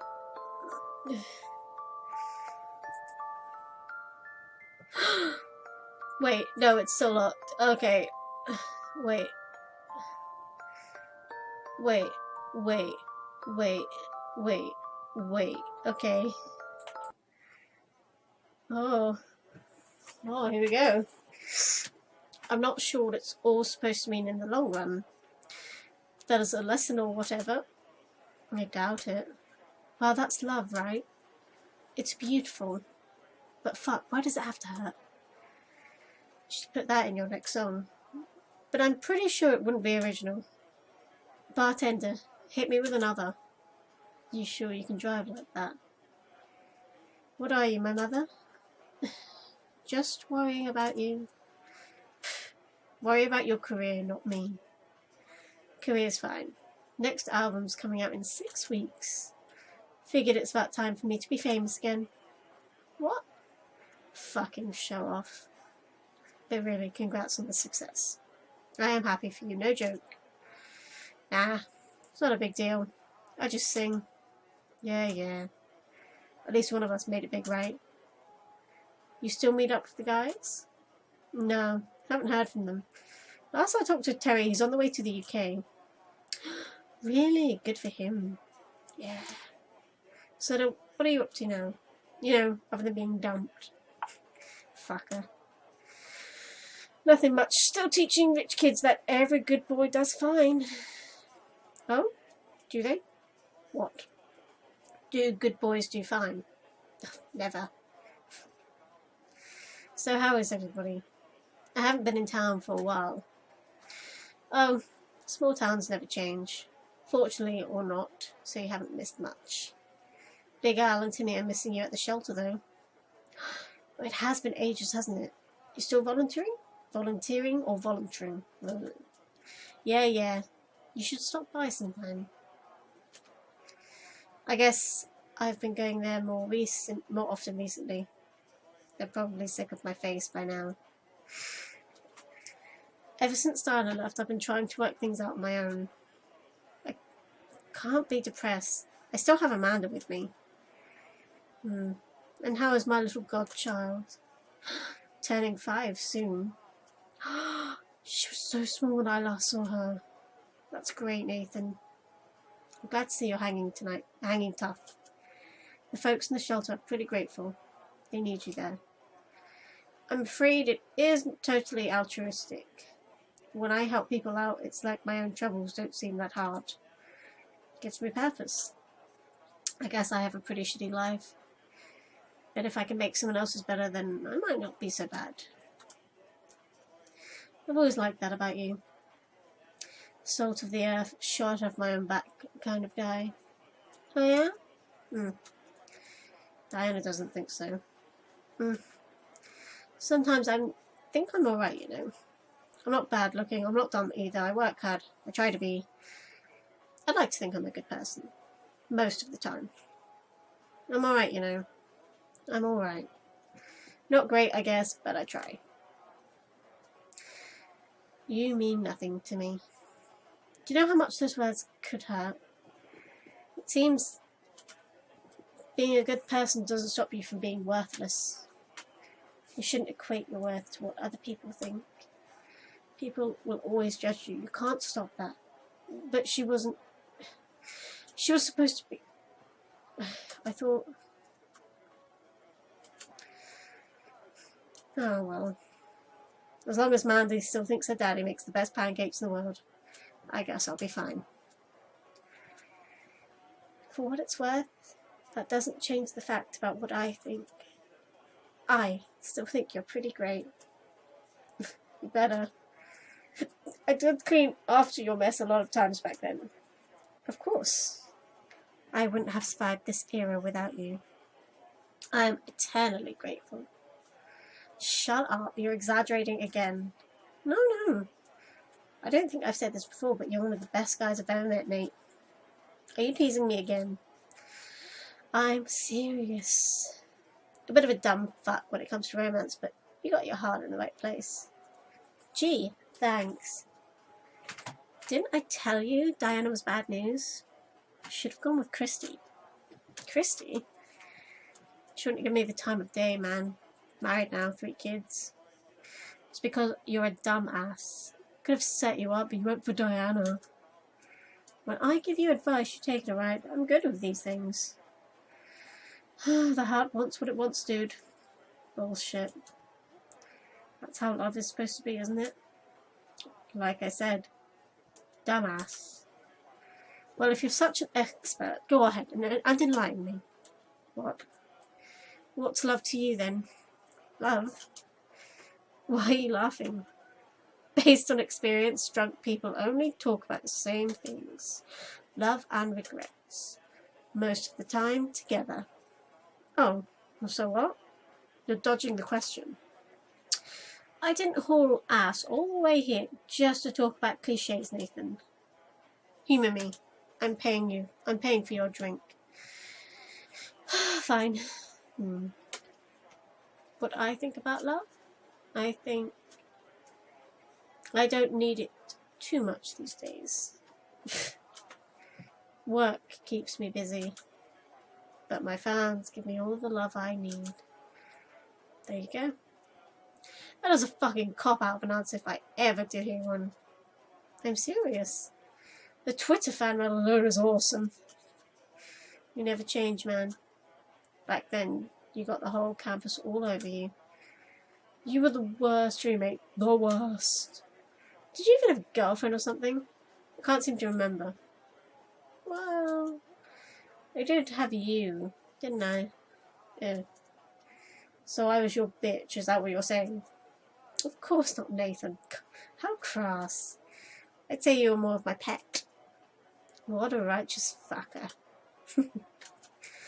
So who are you with now? Nobody. I told you. I'm busy. Weren't you banging... Who's the chick? The model?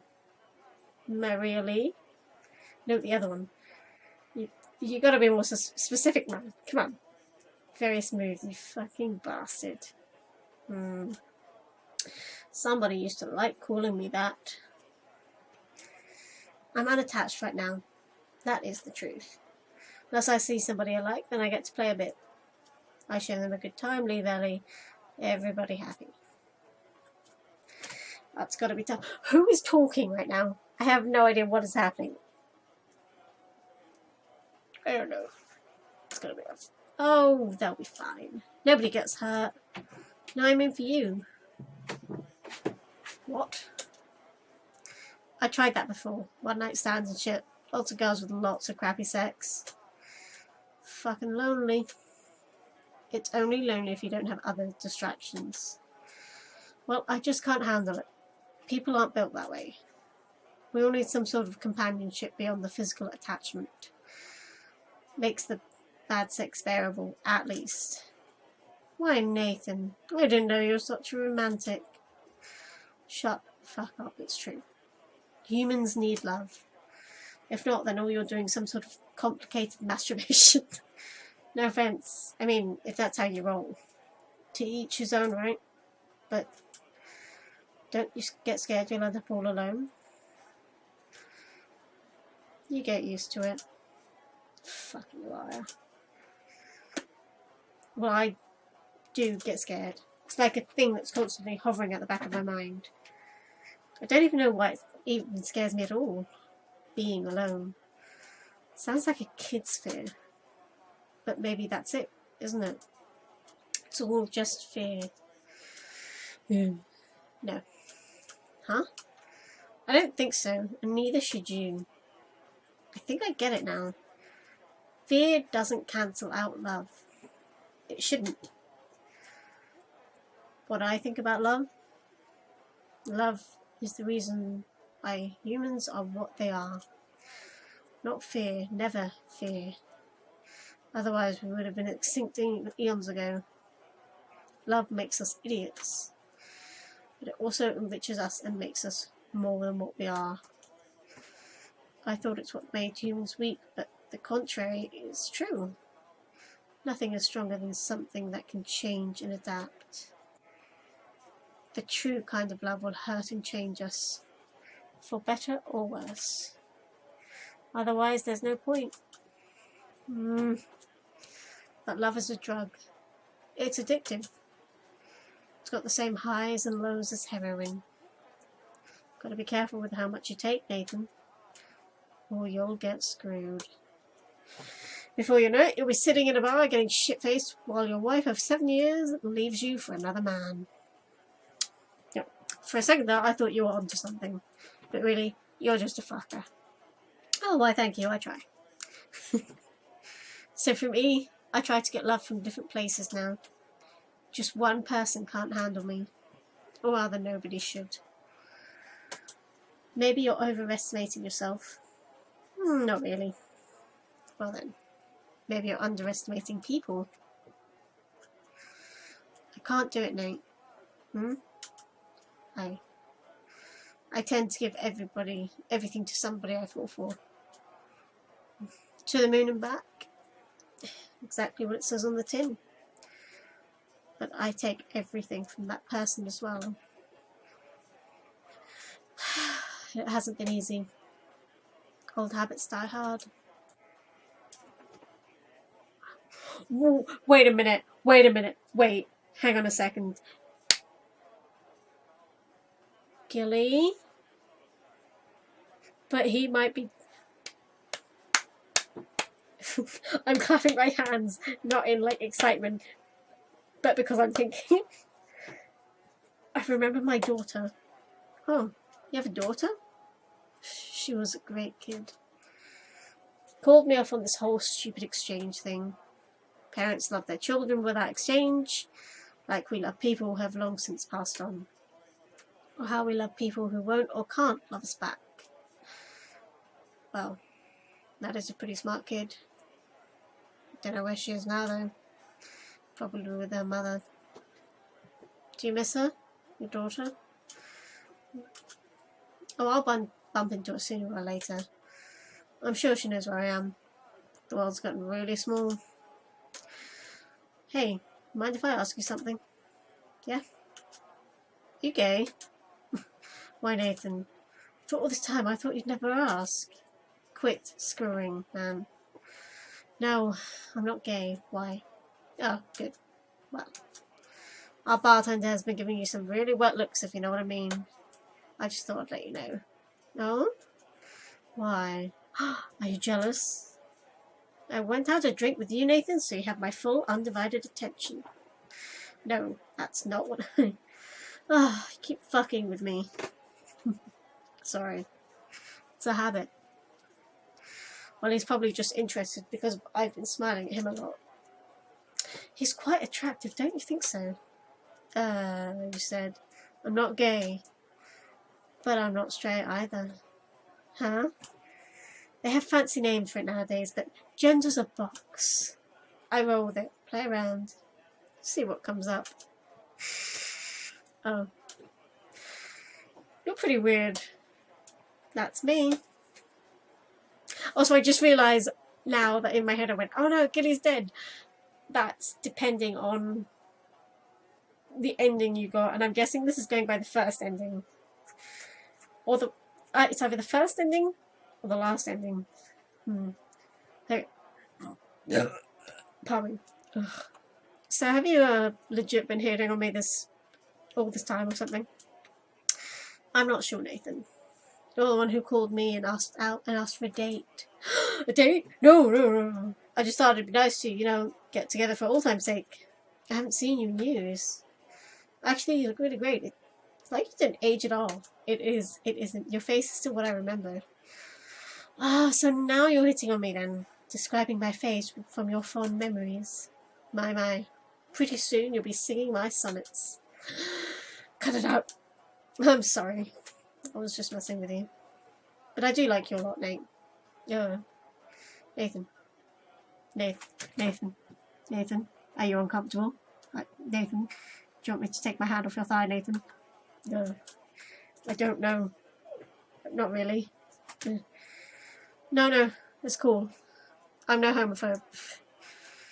But just for the record, I'm straight as a whistle. Not around Gilly.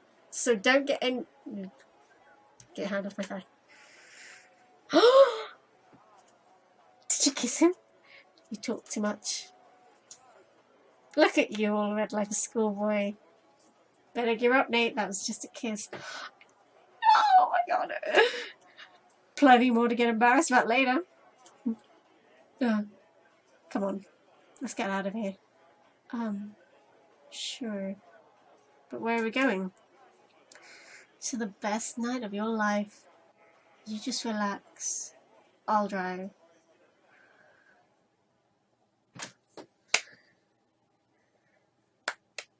My hands aren't clapping in excitement, they're clapping because, oh, modern day Cupid, old time's sake, extra end. Gilly's secret. There's no time, I finished the game.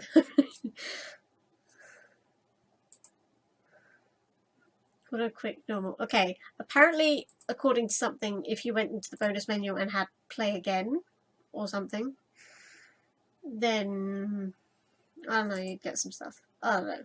But anyway, that's Cupid. That's it. It's finished. It's done. Unless someone's like, no, there's a secret ending, you need to do it, blah, blah, blah. That's it. And I really enjoyed it. And I'm exhausted emotionally, physically. And now I get why Gilly was wearing a mask. I get it. I also get why she has Catherine. And who I can assume is other Catherine. Because there's Catherine with the hair and there's Catherine with the... Anyway, guys. I hope you've enjoyed it as much as I have. I'm very emotional, I'm very tired, and I'll see you on the next video. Bye!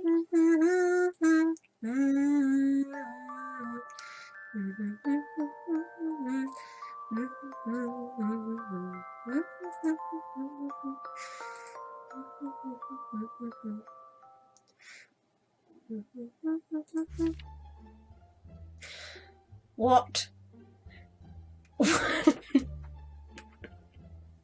What is this? I opened Gilly's channel.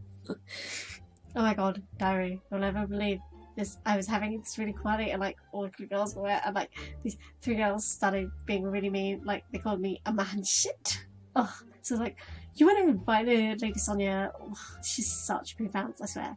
Love a frustrated Gilly monster. P.S. I look good today though, like always. I go on so many dates that I can't make stay. At least that's what people. Oh my god, is that what? It's just freaking Taylor Swift. It even says, "Oh my god, Taylor." Love it. Oh, I'm so glad I didn't close fraps. Yeah.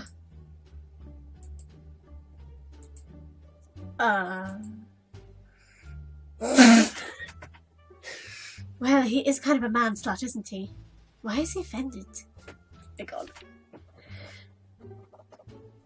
I think I'm going to try to learn tap dancing soon, but I won't tell Kath or Rosa because I know they'll make fun of me. And then the next party comes along, they'll be like, dance! And I'll be like, okay. And then boom, I rock out and they're like, dude.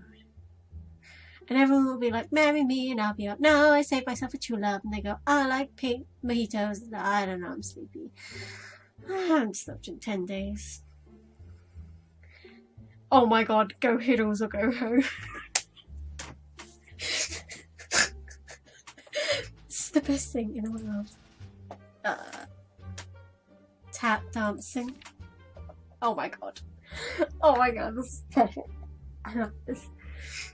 Rosa should wear her hair down more often, but she probably doesn't because she doesn't know that my hair is better than hers, and so there's no point in trying to play. I'm just too fabulous. It isn't easy. So the secret is jojoba oil and honey and egg and good diet. Shh, don't tell anyone. She knows your secret. Rosa touched her hair on impulse. I think he's right.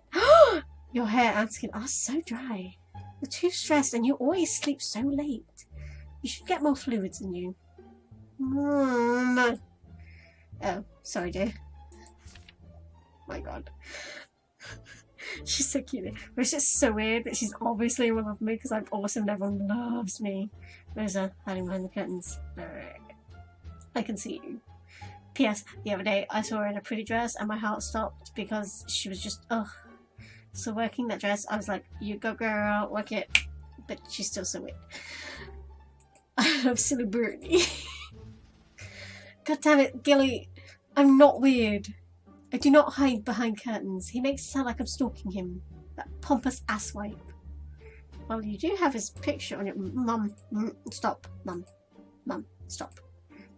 This is the best thing. I'm just saying. It's been years and I still haven't achieved my one true aim. I found that one person who makes me feel like Princess Sparkles. Sparkle, sparkle. Let me hold you. What was that saying? Let me hold your bone. The classic. Oh my god. Hedgehog. What? Pokemon. Hedgehog. Princess Sparkles? Please tell me there's going to be a scene where she can call him Princess Sparkles. The classy penis. There is something very wrong with that boy. I love Catherine so much. I would do anything. We're meant to be together forever. Except when she's like super scary. Okay, there's a horsey there, there's a castle, and then I look down. You're a bunny, Harry. Oh my god. Catherine just chucked all my wine bottles all over the wall, and after I went and labelled them so neatly, oh god, she's such a pain. Like sometimes, like, what about the starfish? About when I go chucking people's hobbies out the window? We're not civilized people here. Maybe I should steal her food stash. Like, I don't know. She sneaks off chocolate from the pantry or keeps potato chips in her dresser. It is so unhygienic. I'm so cute when I'm sad. Debbie C is good, like a puppy sting like a bee. Me. P.S. Rosa is so pretty today. Maybe I should break up with Catherine and go up with Rosa, but sometimes Rosa freaks me out when she starts talking to herself. P.S. I recently think she's stealing my undies. At least someone is. Is that a low-key hat? It is. That's it. I'm killing that guy. It was the one time his fruits got mixed up with my laundry and I'm branded for life. I am going to kick that mom. Calm down, honey. Sorry. Dear diary, it's so annoying because the other day when I was in the shower, I realised I ran out of shampoo. Honestly, I have to face some of the hardest problems. I know people ask me for advice. Love Kelly. Wonder what it looks like with curly pants. Like trying out non-cursive writing is fun, but my hands starts to hurt. This purple is so pretty though. Gilliacious definition makes the girls go loco. They want my treasures, they get my pleasures from my photo. Has anybody told Hemsworth he is too sexy to exist? So many hot men in this century, like, yes. But then again, Natalie Dormer. Hot damn. Bros is so mean to me today, like, okay, so you're smart and pretty and cool and a really good dancer. Oh my god, such a nice video. Wait, I forgot my point. Yeah, she was mean. Like, she called me a selfish, self-absorbed princess, and I'm just like, hello, Mucky, get it right. Like, I worked hard for that title, okay? No one understands me at all. I want is this world. How is that so hard? Hashtag heartbroken. Hashtag not asking for much. As revenge, I went ahead and stole Rose's journal. Lol. I knew she was just so into me. Haha. I used to make Cat's cream cheese sandwich because I got human hungry. He stole my diary. That little man whore. I'm going to fry his ass. Oh my god. Did you forget that you also stole his? And a good thing too, he's asleep. An idea was forming in her mind. Rosa snapped the book shut and dragged her feet along the floor. That doofus is sleeping right now. I'm sure Kath is up for a prank.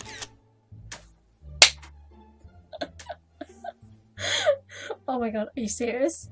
Are you serious? I love Shishko.